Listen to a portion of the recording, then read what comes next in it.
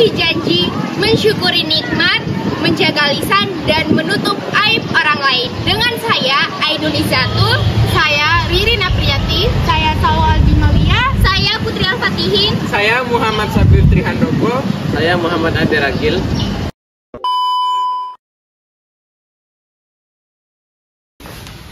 Ririn, besok kamu piket tuh, kamu gak mau piket pulang sekolah ini aja, biar besok kan gak ribet. Iya Ririn, besoknya itu kelasnya udah bersih.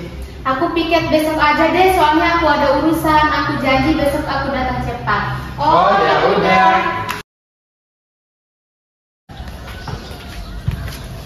Lah, kok kelasnya masih kotor sih? Teman-teman, kok kelasnya masih kotor sih?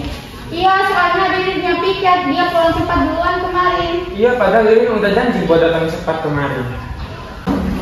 Assalamualaikum teman-teman.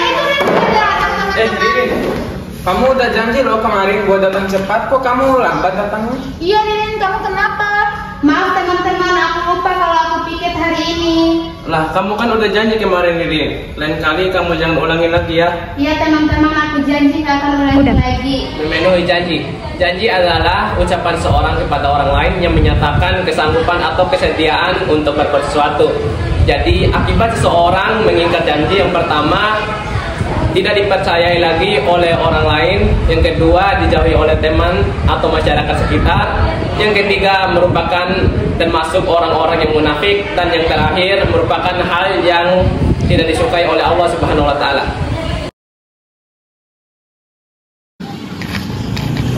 Aiman, kamu lagi ngapain? Duduk aja, ayo duduk bareng.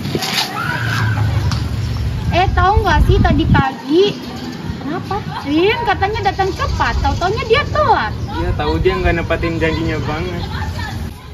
Apaan banget sih itu anak? Pasti dia ngantarin ibunya ke pasar kan? Ibunya kan jualan ikan, dasar yang miskin gak bisa. Nggak boleh gitu ya teman-teman, kita nggak boleh ngomong kayak gitu. Itu ada Ririn tahu? Sini Ririn, sini dulu.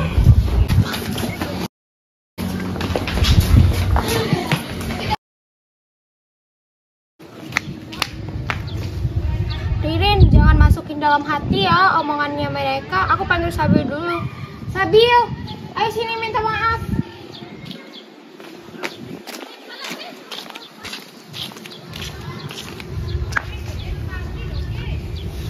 Kita sesama manusia itu harus menjaga lisan kita loh.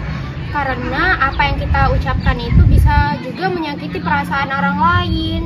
Jadi, menjaga lisan itu bukan semata-mata kita ngomong kasar aja, tetapi apa yang kita ucapin dan menyakiti hati orang lain itu juga termasuk kita tidak bisa menjaga lisan kita. Aku sama Salwa minta maaf ya Ririn. Aku wakilin Salwa tadi karena Salwa ke toilet.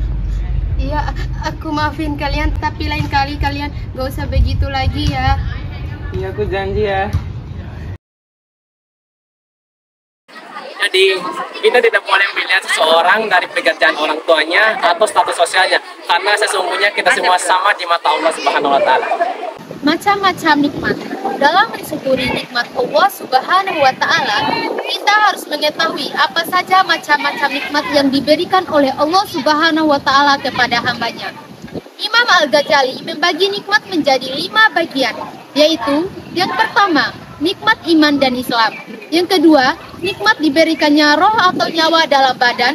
Yang ketiga, nikmat diberikannya kelengkapan anggota tubuh. Yang keempat, nikmat kesehatan. Dan yang kelima, nikmat kekayaan atau harta benda. Pengertian dari mensyukuri nikmat adalah sikap berterima kasih kepada Allah Subhanahu wa taala atas segala limpahan nikmat yang telah diberikan kepada kita. Manusia tidak akan pernah lepas dari nikmat Allah Subhanahu wa taala dan tidak akan dapat menghitungnya. Sebagaimana Allah Subhanahu wa taala berfirman, A'udzu billahi minasyaitonir rajim. Bismillahirrahmanirrahim. Wa idh ta'adzana rabbukum la in syakartum la azidannakum wa la in kafartum inna 'adzabi lasyadid. Artinya, dan ingatlah ketika Tuhanmu memaklumkan, sesungguhnya jika kamu bersyukur, niscaya aku akan menambah nikmat kepadamu. Tetapi jika kamu mengingkari nikmatku, maka pasti azabku yang sangat berat. Jadi, menjaga lisan adalah berhati-hati ketika berbicara. Allah Subhanahu wa Ta'ala dan Rasul-Nya memerintahkan umat Islam untuk menjaga lisannya. Menjaga lisan dapat diumpamakan menjaga sebuah pisau. Apabila kita salah menggunakannya, maka akan melukai seseorang. Begitu pula sebaliknya, apabila kita tidak bisa menjaga lisan kita, maka akan melukai seseorang, membuat mereka marah, bahkan merasa sedih. Menjaga lisan juga dapat diartikan dengan berkata benar dan baik sesuai fakta, bukan hoax, baik melalui komunikasi lisan maupun media sosial. Bismillahirrahmanirrahim. Ya ayyuhalladzina amanu taqullaha wa qulu qawlan sadida yuslih lakum a'malakum wa yaghfir lakum dhunubakum wa man yuti'illaha wa rasulahu faqad faza fawzan 'azima. Wahai orang-orang yang beriman, bertakwalah kamu kepada Allah dan ucapkanlah perkataan yang benar. Niscaya Allah akan memperbaiki amal-amalmu dan mengampuni dosa-dosamu.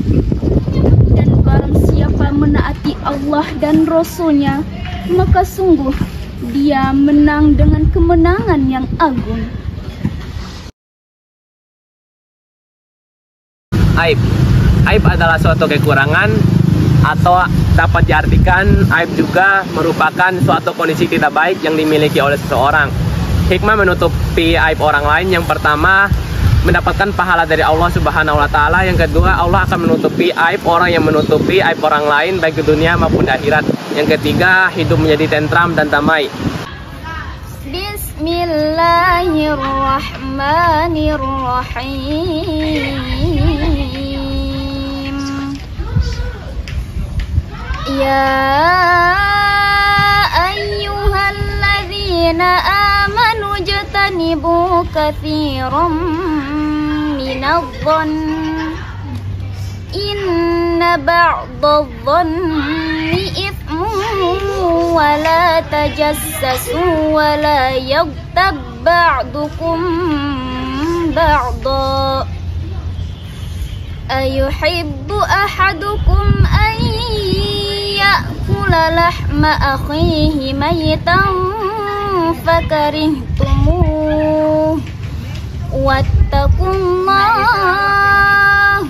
innallaha tawwabur rahim. Shadaqallahul azim. Wahai orang-orang yang beriman, jauhilah banyak dari prasangka. Sesungguhnya sebagian prasangka itu dosa. Dan janganlah kamu mencari-cari kesalahan orang lain. Dan janganlah ada di antara kamu yang menggunjing sebagian yang lain. Apakah ada di antara kamu yang suka memakan daging saudaranya yang sudah mati? Tentu kamu merasa jijik. Dan bertakwalah kepada Allah. Sungguh Allah Maha Penerima Tobat dan Maha Penyayang. Jadi, bisa kita simpulkan bahwa inti dari cabang iman adalah kita harus menjaga lisan kita dengan baik. Seperti mensyukuri nikmat yang diberikan Allah Subhanahu wa Ta'ala dengan memperbanyak membaca Al-Quran dan berzikir. Kita juga harus berhati-hati dalam menuturkan kata, baik dalam mengucapkan janji, berbicara pada orang lain, dan membicarakan orang lain. Sebagai seorang muslim yang baik, kita harus dapat menggunakan anggota tubuh kita sesuai dengan fungsinya yang menjadi haknya. nikmat yang Allah berikan seharusnya kita menggunakan dengan sebaik mungkin supaya kita mendekatkan diri dengan Allah Subhanahu wa Ta'ala.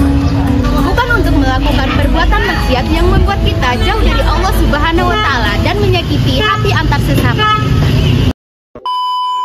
Sekian dari kelompok kami, mohon maaf apabila ada kesalahan maupun kekurangan. Wassalamualaikum warahmatullahi wabarakatuh.